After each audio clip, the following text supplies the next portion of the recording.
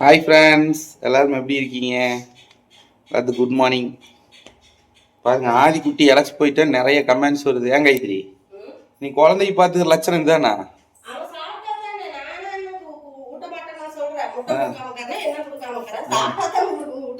நீ மட்டும் உருண்டையாட்டு இருக்கிறீங்களா?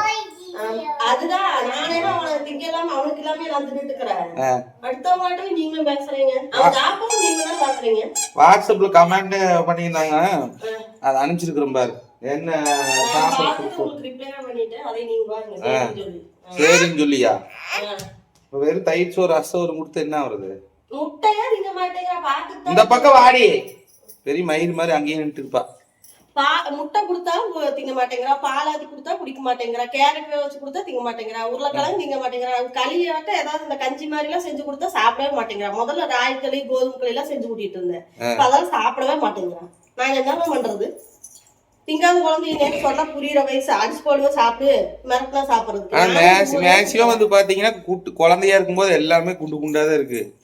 வளர வளர ஒல்லி ஆயிடுறாங்க. என்ன பண்றதுன்னு தெரியல.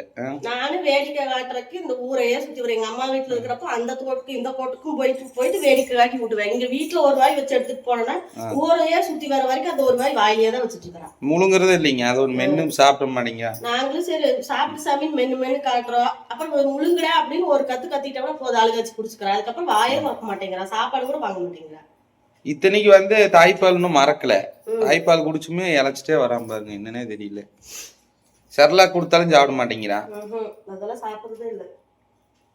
வாழைப்பழம் செவ்வாழைப்பழம் முதல்ல டெய்லி ஒண்ணு ஊட்டிட்டு இருந்தேன், இப்ப வாழைப்பழமும் கூட சாப்பிட மாட்டேங்கிறான். ஆறாவதுனாம இப்படித்தானே குண்டா இருந்துச்சு இவனாட்டைய.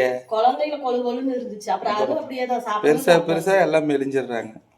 இப்ப வரைக்கும் ஆறாவது சாப்பிட மாட்டேங்குது. என்னைக்காவது ஒரு நாள் தான் வந்து சாப்பாடுன்னு கேட்கும். அது ஒரு நாள் அப்படி சாப்பிட்டுச்சுன்னா அதுக்கப்புறம் சாப்பிடாது. இதுக்கு ஏதாவது டிப்ஸ் இருந்தா சொல்லுங்க ஃப்ரெண்ட்ஸ். இவ்வளவு வெளியில போய் வேடிக்கையாட்டி ஊட்டுறா. இங்க எப்படி மூஞ்சி ஒல்லி ஆயிடுச்சு பாருங்க.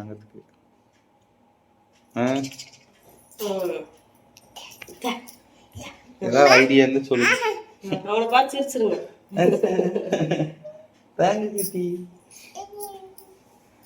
ஏதாவது ஐடியா இருந்தா சொல்லுங்க ஃப்ரெண்ட்ஸ். பை.